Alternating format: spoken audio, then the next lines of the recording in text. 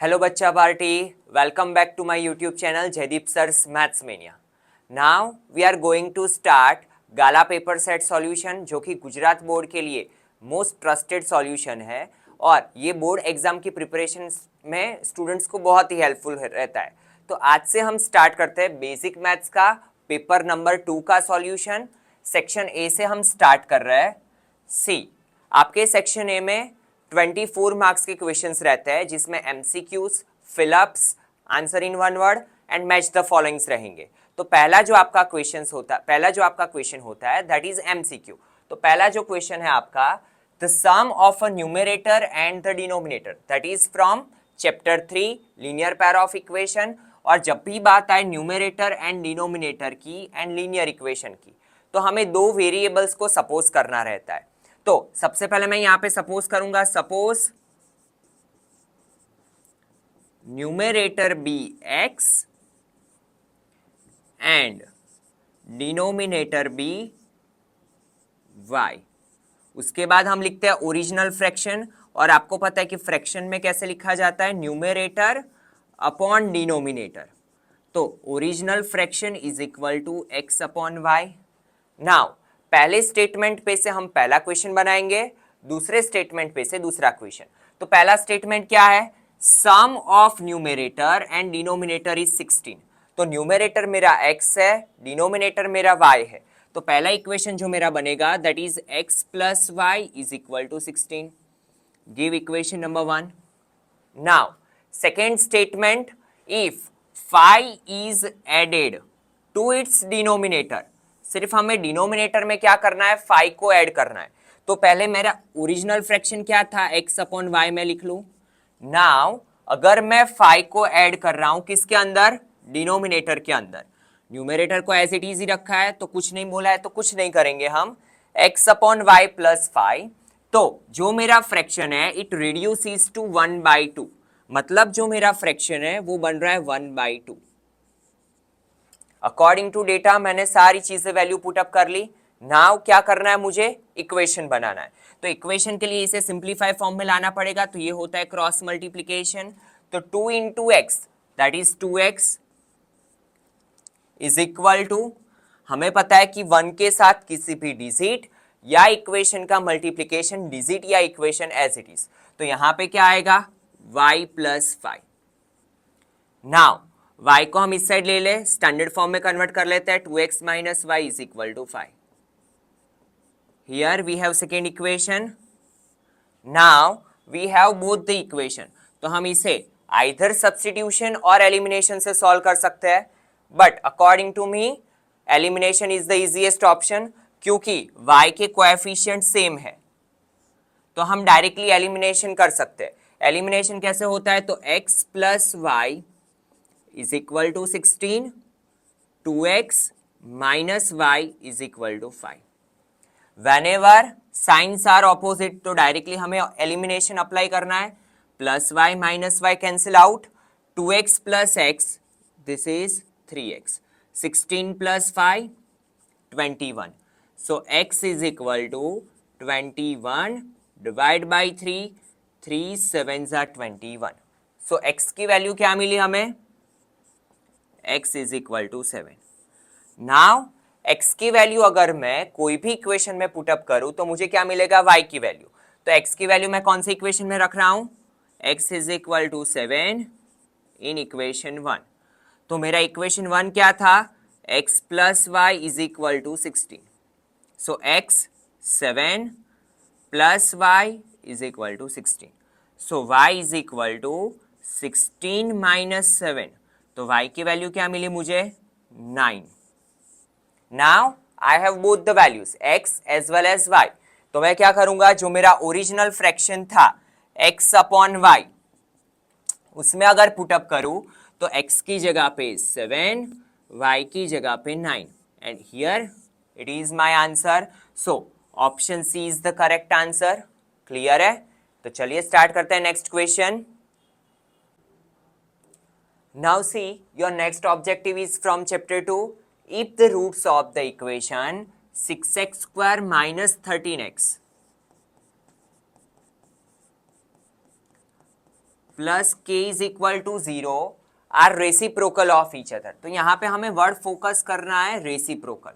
तो हमें पता होना चाहिए कि if two numbers are reciprocals of each other then their multiplication और प्रोडक्ट इज इक्वल टू 1। तो यहाँ पे जब भी बात आए रूट्स की तो हमारे पास दो रिलेशन है, एक सम ऑफ 0 एंड प्रोडक्ट ऑफ 0। यहाँ पे रेसिप्रोकल रूट बोला है तो हमारा जो रिलेशन बनेगा वो product of 0 is equal to 1 बनेगा। क्यों ऐसा? क्योंकि मैंने अभी बोला आपको कि अगर कोई नंबर्स एक दूसरे के रेसिप्रोकल है तो जैसे कि 2 है तो 2 का रेसिप्रोकल क्या होगा 1/2। और अगर मैं ये दोनों का मल्टीप्लिकेशन लेता हूं तो 2 2 कट, आंसर क्या मिलेगा 1। सो इन दैट केस जब भी रूट्स क्या हो एक दूसरे के रेसिप्रोकल तो प्रोडक्ट ऑफ 0 मिलता है 1। नाउ वी नो दैट कि प्रोडक्ट ऑफ 0 के लिए हमारे पास इक्वेशन है c upon a is equal to 1। Now c क्या है हमारा? तो c होता है कांस्टेंट टर्म, तो यहां पे लिख लो k अपॉन a क्या है मेरा 6 अपॉन 6 इज इक्वल टू 1। सो ये 6 जाएगा मल्टीप्लीकेशन में, हमें तो k की वैल्यू फाइंड करनी है तो 6 1 जा 6, तो k इज इक्वल टू क्या आया 6। सो c is a correct option. Now see next question, question number 3। ये आपको दिया है चैप्टर नंबर 5 एरिथमेटिक प्रोग्रेशन में से, for a given AP if d is equal to 5, common difference आपको दिया है that is 5, then a18 minus a13, what we have to find a18 minus a13।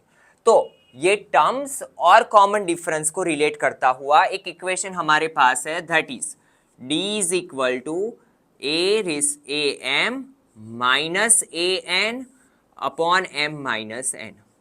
इसका मतलब mth term minus nth term upon m minus n is equal to difference. Clear है? ये आपकी text book में नहीं दिया है तो इसे नोट डाउन कर लेना स्टूडेंट्स, ये आपको d फाइंड करने में हेल्पफुल रहेगा। नाउ d क्या है हमारे पास 5, m की जगह पे क्या है 18 तो a18 लिख लो, माइनस n की जगह पे क्या है 13 तो a13 लिख लो, अपॉन m माइनस n। तो m की वैल्यू क्या है बच्चा 18 माइनस n की वैल्यू क्या है 13। सो 5 as it is we have to find a18 minus a13 and 18 minus 13 क्या होता है 5, ये 5 डिवीजन में से मल्टीप्लीकेशन में, सो a18 minus a13 is equal to 5 5s are 25, so 25 is the correct option। ठीक है, so answer C is the correct answer। Now next question, see it is from chapter 7 coordinate geometry, बहुत ही easy सा question है। The midpoint of the line segment joining 1 1, तो यहाँ पे हम figure बनाएंगे, जब भी बात हो कोऑर्डिनेट जियोमेट्री की तो हम फिगर से जाएंगे। तो यहाँ पे हमें दिए है coordinates 1 1, give vertex A vertex B जिसके कोऑर्डिनेट्स है 3 3, और हमें क्या फाइंड करना है इसका मिड पॉइंट। तो मिड पॉइंट फॉर्मूला तो बहुत ही इजी सा है, चलो हम मान लेते हैं इसका मिड पॉइंट है m और इसके कोऑर्डिनेट्स है x y, that we have to find. तो मिड पॉइंट फॉर्मूला क्या है m of x y is equal to x1 plus x2 divide by 2 y1 plus y2 divide by 2। Now x1 क्या है हमारा, it is x1 y1, it is x2 y2। तो x1 की जगह पे क्या आएगा 1 प्लस x2 की जगह पे क्या आएगा 3 divide by 2। Same y1 is 1 plus y2 is 3 divide by 2। So 3 plus 1 4 divide by 2, again 4 divide by 2, so 2 2s are 4, 2 2s are 4, so 2 2 is the correct option। So answer D is the correct answer। Now next question, question number 5, 1 upon 1 plus tan square theta is equal to blank। सबसे पहले अगर हम बात करें तो ये है trigonometry का क्वेश्चन, एंड ट्रिग्नोमेट्री सबको थोड़ा टफेस्ट टॉपिक लगता है, बट अगर हम इसके बेसिक को समझेंगे अच्छे से तो बहुत ही ईजी हो जाएगा। सबसे पहला कंफ्यूजन क्या होता है कि यहाँ पे कौन सी आइडेंटिटी हम अप्लाई करें, तो हमें देखना है कि यहाँ पे जो क्वेश्चन है वो किसके रिलेटेड दिया है, वो स्क्वायर वाली आइडेंटिटीज के रिलेटेड दिया है। तो हम सबसे पहले कौन सी आइडेंटिटी अप्लाई करेंगे, स्क्वायर वाली। तो यहाँ पे बात हो रही है 1 + tan स्क्वायर थीटा की। तो tan स्क्वायर थीटा का स्टूडेंट सबसे नजदीकी रिलेशन किसके साथ है, तो हमें पता है कि हमारे पास एक आइडेंटिटी है sec square theta minus tan square theta is equal to 1। ये आइडेंटिटी को कैसे याद रखेंगे हम, क्योंकि आइडेंटिटी याद रखना ही बहुत ही दिक्कत वाली बात हो जाती है। तो देखो, इसको याद रखने के लिए हम ST फॉर्म याद रखेंगे।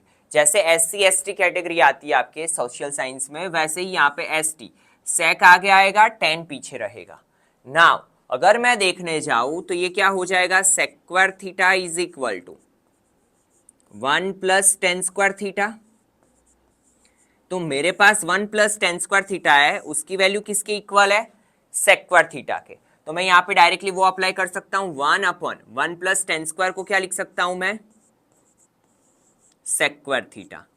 नाउ यहाँ पे अगर मैं ऑब्जर्व करूं तो कोई भी ऑप्शन मेरा इससे मैच नहीं कर रहा है, बट मुझे एक चीज पता है, sec is a reciprocal of cos। तो 1/sec को मैं क्या लिख सकता हूं, cos। तो 1/sec² theta is equal to cos square theta. So B is the correct answer. Now next question, question number 6, that is from statistics. और ये बहुत ही इंपॉर्टेंट टॉपिक है, बिकॉज इसके रिलेटेड एक क्वेश्चन होता ही होता है बोर्ड एग्जाम में। तो चलिए देखते हैं। Usually for any frequency distribution mode is equal to median minus mean. तो कौन सा ऐसा ऑप्शन हम रखे कि यहां से हमारा एक रिलेशन बनेगा, रिलेशन कौन सा, तो हमें पता है कि मीन, मोड एंड मीडियन के रिलेटेड हमारे पास एक फॉर्मूला है, that is z is equal to 3m minus 2x bar. ये फॉर्मूला यहाँ पे क्या होना चाहिए, फुलफिल होना चाहिए। तो सबसे पहले मैं इसे नोटेशन में लिख लेता हूं। तो मोड को क्या लिखते हैं हम, z is equal to blank median m minus mean is x bar. Now see student, यहाँ पे एक हैक है जो अकॉर्डिंग टू मी आपको थोड़ी इजी बना देगा ये क्वेश्चन को। इसके लिए क्या करना है, हमें ये फॉर्मूला के साथ इसकी कंपैरिजन करनी है। नाउ हमें ये देखना है कि जो हमें मीडियन दिया है और मीन दिया है, राइट हैंड साइड पे जो हमें दिया है मीडियन एंड मीड, ठीक है, तो इसमें से हम कौन सी वैल्यू ऐसी रखे, यहाँ पे हम कौन सी, और यहाँ पे थोड़ा क्वेश्चन में मैंने मिस्टेक किया हुआ है, यहाँ पे आएगा z माइनस एम।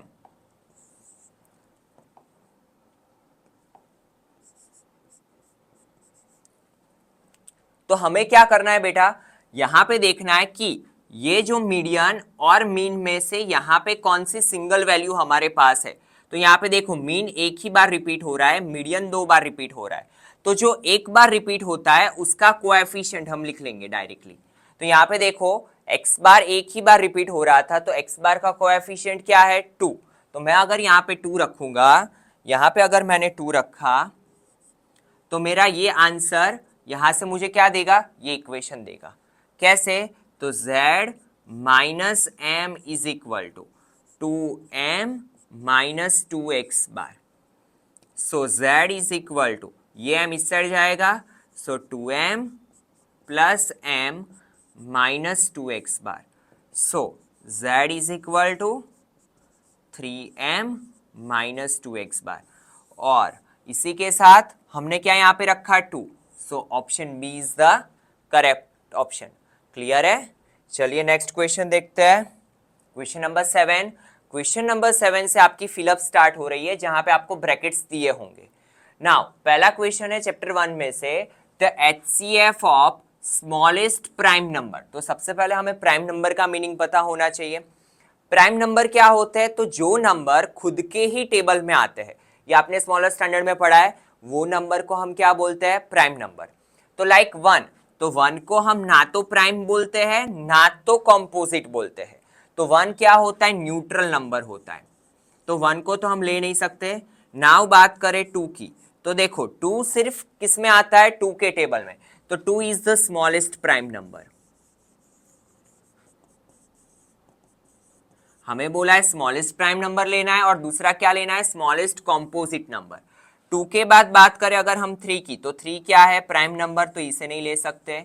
उसके बाद आता है 4, तो 4 क्या होगा, कॉम्पोजिट नंबर, क्योंकि वो प्राइम नहीं है, क्योंकि 4 2 के टेबल में भी आता है।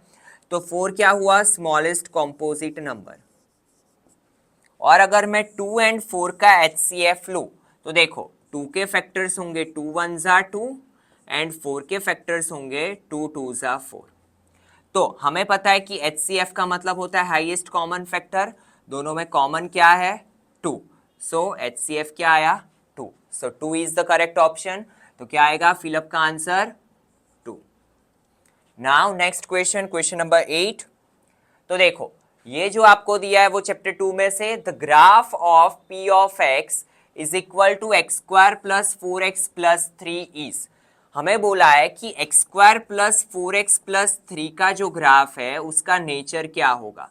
तो सबसे पहले जब भी मैं देखूं क्वाड्रेटिक इक्वेशन तो मुझे पता होना चाहिए कि उसका ग्राफ होता है पैराबोला। क्या होता है, पैराबोला। और पैराबोला कैसा शेप होता है, ये वाला शेप होता है पैराबोला। नाउ आपके जो 10th में है वो parabola opening upwards and parabola opening downwards. हमारे पास दो दो ऑप्शन है, तो हमें क्या करना है, यहाँ पे चेक करना है एक्स स्क्वायर का कोएफिशिएंट। अगर एक्स स्क्वायर का कोएफिशिएंट पॉजिटिव है तो इसका आंसर क्या आएगा, पैराबोला ओपनिंग अपवर्ड्स। कैसा खुलेगा ये पैराबोला, अपवर्ड्स डायरेक्शन में खुलेगा। सो कौन सा आंसर आएगा, x square plus 4x plus 3 का ग्राफ क्या होगा, parabola opening upwards. Now next question, question number 9। The probability of month of January, जब भी बात आए डेज की, ठीक है, हैविंग 5 संडेज, तो हमें पता है कि हर एक मंथ में हर एक डे कितनी बार आता है, 4 टाइम्स आता है। नाउ 5th टाइम कोई डे आएगा उसकी प्रोबेबिलिटी आपको पूछी है, तो हमें चेक करना है कि मंथ कौन सा है। मंथ है जनवरी, जनवरी में डेज कितने होते हैं, 31 डेज। तो हम क्या करेंगे, 31 को किससे डिवाइड करेंगे, तो total number of days week में कितने होते हैं, 7 डेज। तो हम यहाँ पे डिवाइड करेंगे 7 से। It is a shortcut method. Now 7 4s are 28, so 3 is the remain। Now हमारा जो आंसर होगा वो क्या होगा, यहाँ पे 7 4s are 28, 3 is the remainder। तो आंसर क्या आएगा हमारा, 3/7। क्या आएगा, जनवरी में 5th संडे 5 संडे होने की प्रोबेबिलिटी क्या आएगी, 3/7। Now see what we have given, the probability of the month of January having 5 Sundays is, January month में 5 संडे होने की प्रोबेबिलिटी। तो जब भी बात आए डेज की और प्रोबेबिलिटी की तो हमें चेक करना है कि बात कौन से मंथ की हो रही है, जनवरी की। In January how many days are there, 31 days. हमें पता होता है कि हर एक मंथ में हर एक डे कितनी बार आता है, 4 टाइम्स। 5th टाइम आने की प्रोबेबिलिटी किस पे डिपेंड करती है, टोटल नंबर ऑफ डेज पे। तो 31 को हम डिवाइड करेंगे किससे, 7 से। क्यों 7 से, क्योंकि हमें पता है कि वीक में 7 डेज होते हैं, तो हम 7 से डिवाइड करेंगे। तो 7 4s are 28, 31 minus 28 that is 3, remainder क्या आया 3। तो बस यहां से ही हमारा आंसर 5 संडे होने की प्रोबेबिलिटी क्या आएगी बेटा, डिनोमिनेटर को सॉरी रिमाइंडर को आप किस में लिखोगे, न्यूमरेटर में, divide by 7। So 3/7 is your answer. बहुत ही सिंपल सी चीज थी। अगर बात करें हमें कौन से मंथ की, जून की बात करें तो हम क्या लिखेंगे, जून के जो नंबर ऑफ डेज होते हैं वो डिवाइड बाय 7। वैसे कोई भी मंथ की बात करते हैं तो उसके नंबर ऑफ डेज को हम किससे डिवाइड करेंगे, 7 से। Now next question, question number 10 that is also from trigonometry. क्या दिया है, sine alpha is equal to 1/√2 and cot beta is equal to 1। तो अल्फा प्लस बीटा, अच्छा क्वेश्चन है, ध्यान देना। देखो क्या बोला है हमें, sine alpha is equal to 1/√2। Again बात यहाँ पे आएगी कि इस पे से हमें पता कैसे चलेगा कि कौन सा लॉजिक यहाँ पे हमें अप्लाई करना है। तो जब भी ऐसे वैल्यूज रिलेटेड क्वेश्चन हो तो हमारे माइंड में एक्सरसाइज 8.2 आनी चाहिए। 8.2 में हमारे पास वैल्यूज है। वैल्यूज क्या है, तो हमें पता होना चाहिए कि 1/√2 साइन में कब आता है, क्योंकि इस साइड साइन है तो हम ये चेक करेंगे कि साइन में 1/√2 कब आता है। तो अगर मैं बताऊं कि साइन 45 की वैल्यू क्या होती है, 1/√2, तो 1/√2 की जगह पे मैं क्या लिख सकता हूं, sin 45, बिकॉज 1/√2 किसकी वैल्यू है, sin 45 की। नाउ यहाँ पे साइन, यहाँ पे साइन, तो मैं अल्फा की कंपैरिजन किसके साथ कर सकता हूं, 45 के साथ। तो अल्फा की वैल्यू क्या मिली, 45 डिग्री। मुझे तो अल्फा प्लस बीटा करना है, तो मेरे पास बीटा की भी वैल्यू होनी चाहिए। नाउ ये करवाने के बाद इसका तो आपको आइडिया आ चुका होगा, कैसे, अगेन सेम चीज, cot beta is equal to 1, cot beta is equal to 1 है, तो अगेन मुझे ये चेक करना है कि 1 कॉट में कब आता है। तो मुझे पता है कि कॉट 45 की वैल्यू क्या है, 1, तो यहां पे लिख लो cot 45। So beta is equal to क्या होगा, 45 again. Now alpha plus beta कर लो, तो alpha plus beta is equal to 45 plus 45, so 90 is the correct answer. क्या आएगा, 90, यहाँ पे लिख लो 90। तो बहुत ही सिंपल सी चीज थी। Now next question, question number 11, quadrilateral XYZW circumscribe. सबसे पहले ये वर्ड का मीनिंग पता होना चाहिए। अगर यहाँ पे सर्कल को कोई क्वाड्रिलेटरल बाहर से इंटरसेक्ट कर रहा है तो उसे बोलते हैं सर्कमस्क्राइब करना, और अगर अंदर से इंटरसेक्ट कर रहा है तो हम बोलते हैं इंस्क्राइब। इफ XY, सबसे पहले यहाँ पे नेम दे दो, XYZW। XY दिया है हमें 13.8, YZ हमें दिया है 10.7, ZW दिया है 7.5, और हमें पूछा XW। तो सी, आपकी टेक्स्ट बुक में एक इंपॉर्टेंट सा क्वेश्चन है जहां पे हमने प्रूव किया था, वहां पे आपको बोला हुआ है एक्सरसाइज 10.2 में कि ABCD सर्कल को सर्कमस्क्राइब कर रहा है। आपको प्रूव करना था, क्या प्रूव करना था, AB plus CD is equal to AD plus BC, और ये इंपॉर्टेंट क्वेश्चन भी है 2 मार्क के लिए। तो ये एक इंपॉर्टेंट रिजल्ट देता है। क्या रिजल्ट दिया इसने, कि अगर कोई क्वाड्रिलेटरल सर्कल को सर्कमस्क्राइब कर रहा है तो सम ऑफ ऑपोजिट साइड्स क्या होंगे, इक्वल। तो वही कॉन्सेप्ट हम यहाँ पे अप्लाई करेंगे। यहाँ पे क्या होगा, XY plus ZW is equal to XW plus YZ। Now value put up करते हैं, तो 13.8 plus 7.5 is equal to, XW क्या है मेरा, फाइंड करना है, YZ क्या है मेरा, 10.7। सो 8 प्लस 5 13, कैरी 1, 7 प्लस 3 10 प्लस 1 11, 21.3। ये 10.7 को इस साइड ले लो, 10.7 माइनस हो गया is equal to XW। Now 13 minus 7 6, ये हो गया 0, यहां पे हो जाएगा, क्या हो जाएगा, 1। सो XW क्या आया मेरा, 10.6। सो 10.6 इज द राइट आंसर।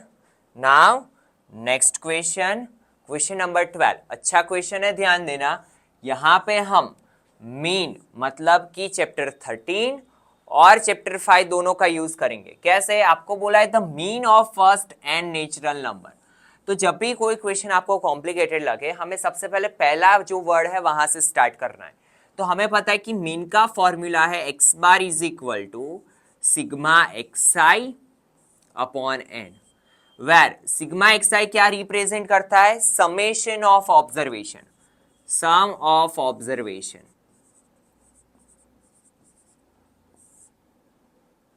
और नीचे n क्या रिप्रेजेंट करता है, टोटल नंबर ऑफ ऑब्जर्वेशन।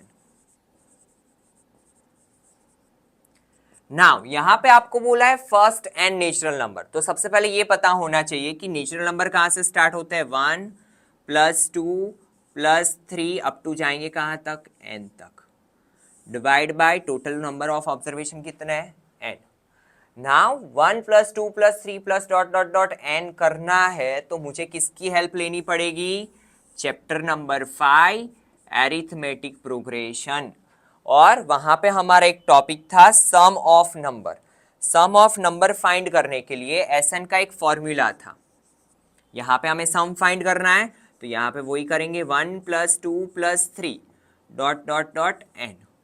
तो a क्या है मेरा 1, d क्या है मेरा common difference 2 - 1 that is also 1, और ये हुआ मेरा an क्या है n। ठीक है, तो चलिए हम यहाँ पे करते हैं Sn is equal to n/2 2a + n-1 into d. हमें n नेचुरल नंबर फाइंड करना है, तो n/2 2a, a की जगह पे 1, अगेन n-1, d की जगह पे भी क्या आएगा 1, सो n/2 2 1 ज़ा 1 का इसके साथ multiplication term as it is 2 + n-1। नाउ 2 - 1 1, तो ये हो जाएगा Sn is equal to n/2, क्या बचा n-1, सॉरी क्या बचेगा n+1, because 2 - 1 1, sign is of bigger digit, तो क्या आया n/2 n+1। ये वैल्यू को कहां पे रखूंगा मैं यहां पे, तो देखो x bar is equal to, ये वैल्यू को पुटअप करो n/2 n+1 divide by n, n cut, ठीक है, न्यूमरेटर डिनोमिनेटर में से n कट हो गया। नाउ बचा क्या n+1 डिवाइड बाय 2। सो कौन सा ऑप्शन आएगा पहला वाला n+1 डिवाइड बाय 2। फिर से एक बार रिवाइज कर लेते हैं, ये क्वेश्चन को थोड़ा कॉम्प्लिकेटेड है। क्या बोला था mean of first n natural number, तो हमने यहाँ पे मीन का फॉर्मूला लगाया that is x bar is equal to sigma xi upon n। Sigma xi का मतलब क्या होता है बेटा सम ऑफ ऑब्जर्वेशन, जो कि हमने फाइंड किया बाय यूजिंग एरिथमेटिक प्रोग्रेशन, क्योंकि हमारे पास पूरा सीक्वेंस था। फिर हमने क्या किया यहाँ पे वो वैल्यू रख दी, Sn की जो वैल्यू आई n/2 n+1, तो यहाँ पे वो वैल्यू रखी n cut, so answer is the n+1 divide by 2। Now see next question, now see your next question that is true false. देखो पहला क्वेश्चन क्या दिया है ट्रू फॉल्स में, 9 + √5 into 9 - √5 is an irrational number, ये हमें बताना है। तो देखो यहाँ पे अगर मैं बात करूं 9 + √5 की इंटू 9 - √5 की, तो a + b into a - b simplification करना पड़ेगा। तो हमारे पास एक आइडेंटिटी है that we have already studied in 9th standard chapter 1, a² - b²। नाउ 9 का स्क्वायर दैट इज 81 माइनस √5 का स्क्वायर, स्क्वायर रूट कट 81 - 5, तो दैट इज 76, एंड 76 क्या होता है रेशनल नंबर। तो गिवन स्टेटमेंट क्या आएगा फॉल्स, क्योंकि ये रेशनल नंबर है।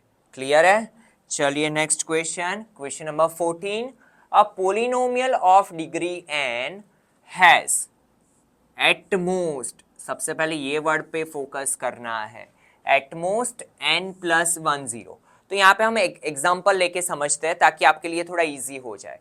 अगर मैं बात करूँ यहाँ पे n डिग्री, तो अगर मैं डिग्री ले लूँ 2, तो आपको पता है कि अगर कोई भी इक्वेशन की डिग्री 2 हो तो ये हो जाता है क्वाड्रेटिक इक्वेशन।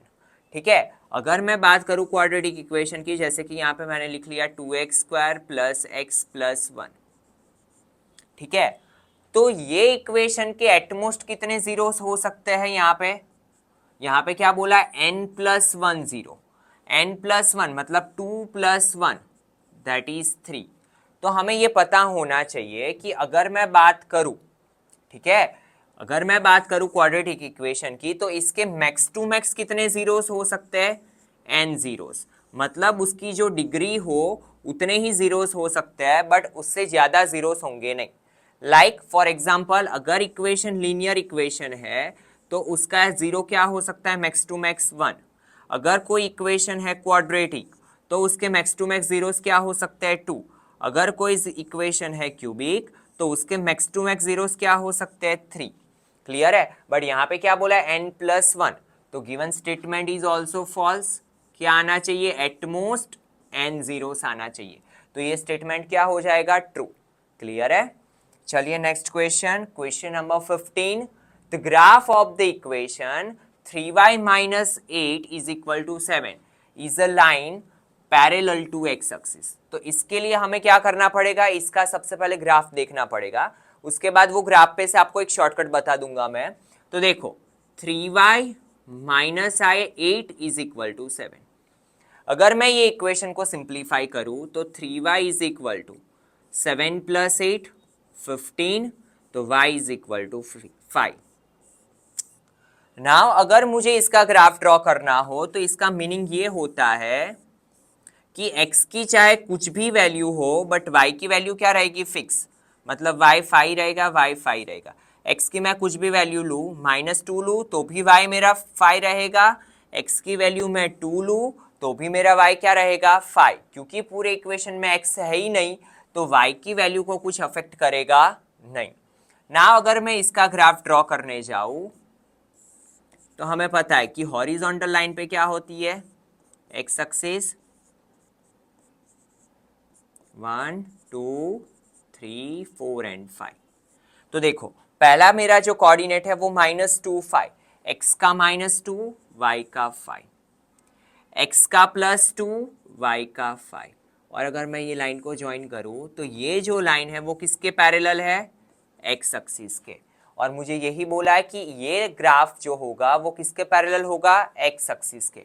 तो गिवन स्टेटमेंट क्या आएगा, ट्रू।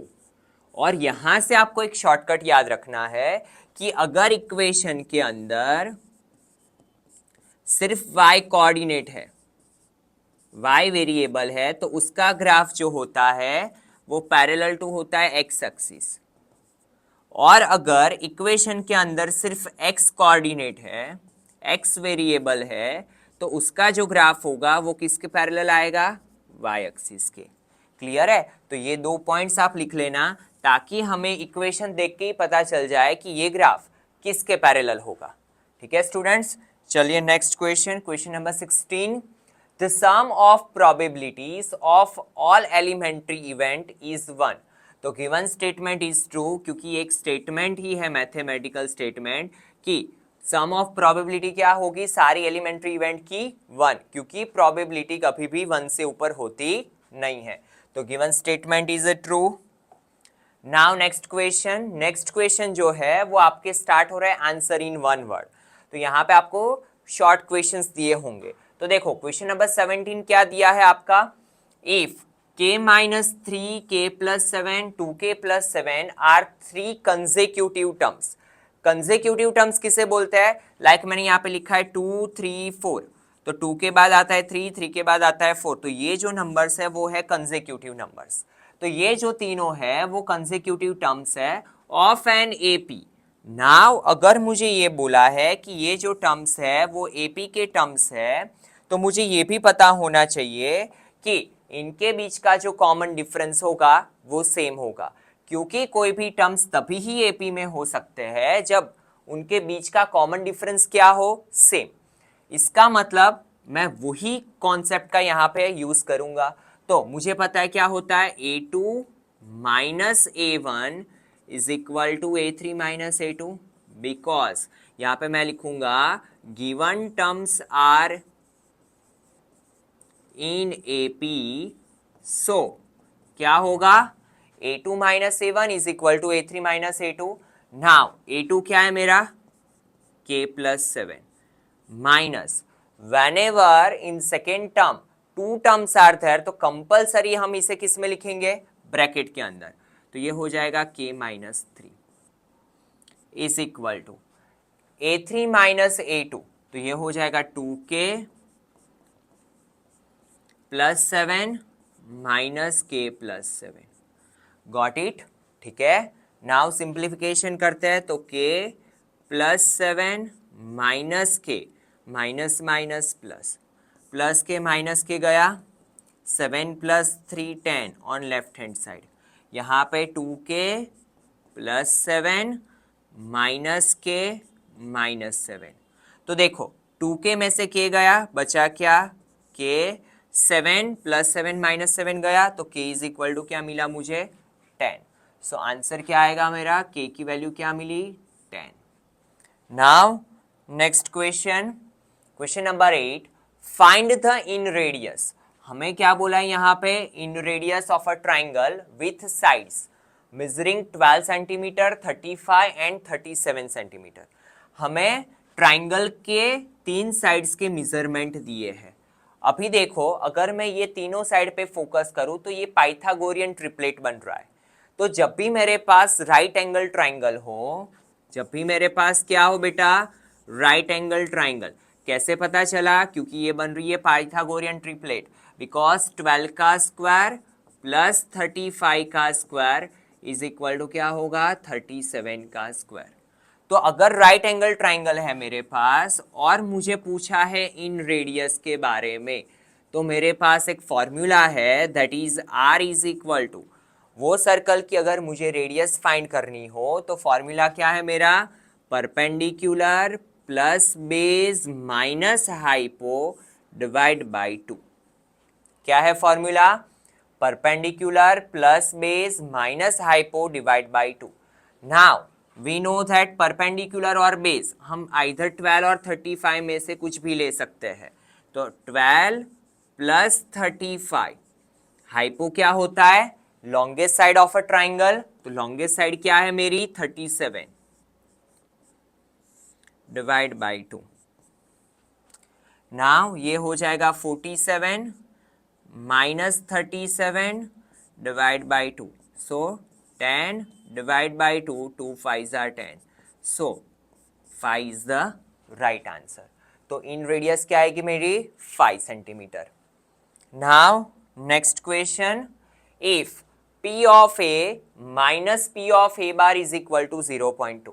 जब भी ऐसा हो और हमें पूछा है P ऑफ A फाइंड करना, तो जब भी हमारे पास कोई भी दो अननोन वेरिएबल्स हो, यहाँ पे P ऑफ A भी अननोन है, P ऑफ A बार भी अननोन है, तो हमारे पास दो इक्वेशन होने चाहिए।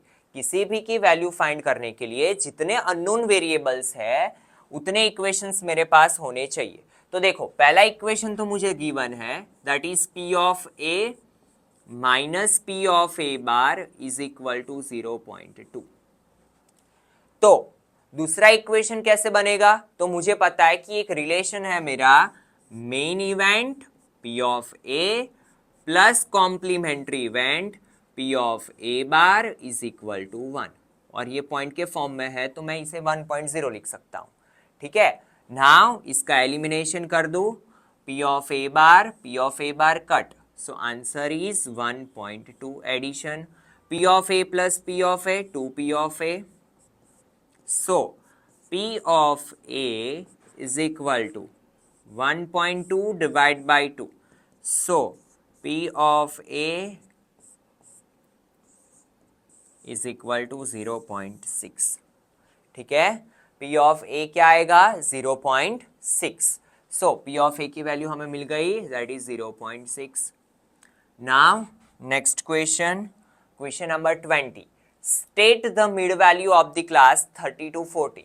तो हमें पता है कि मिड वैल्यू फाइंड करनी हो, मीन में हम फाइंड करते हैं मिड वैल्यू, तो क्या करते हैं हम, lower limit plus upper limit divide by 2, that means 30 plus 40 divide by 2, तो 70 divide by 2, so 35 is the right answer. तो मिड वैल्यू क्या मिलेगी मुझे, 35। क्लियर है। Now next question 21 number, 21 and 22 में आपको मैच द फॉलोइंग्स दिए जाएंगे। तो देखो, पहला मैच द फॉलोइंग है, CSA of area of sphere. यहाँ पे CSA का मतलब होता है कर्व सरफेस एरिया, और स्फीयर का कर्व सरफेस एरिया क्या होता है, 4πr²। तो 21 के सामने कौन सा ऑप्शन आएगा, ऑप्शन सी। नाउ सेकेंड बोला है आपको CSA of surface area of cylinder. तो सिलेंडर का कर्व सरफेस एरिया, तो सिलेंडर का कर्व सरफेस एरिया क्या होता है, 2πRH, ये तो आपने पढ़ा ही है फॉर्मूलाज में। तो 22 के सामने क्या आएगा, B is the right option. यहाँ पे लिखेंगे 4πr² और यहाँ पे रखेंगे 2πRH। नाउ नेक्स्ट क्वेश्चन देखिए, question number 23, area of a sector of a circle with radius r formed by an arc of length L. यहां पे देखो डायरेक्टली आपको नहीं दिया है कि एरिया ऑफ माइनर सेक्टर या मेजर सेक्टर, तो पर हमें पता होना चाहिए कि एरिया ऑफ सेक्टर क्या है, pi r square theta upon 360। Now अगर मैं बात करूं लेंथ ऑफ आर्क की, तो लेंथ ऑफ आर्क के लिए मेरे पास एक इक्वेशन है पाई आर थीटा अपॉन 180। ठीक है, नाउ मुझे यहां पे ये दोनों को रिलेट करना है, लेंथ ऑफ आर्क और एरिया ऑफ सेक्टर को, क्योंकि एक ही इक्वेशन उसके रिलेटेड है।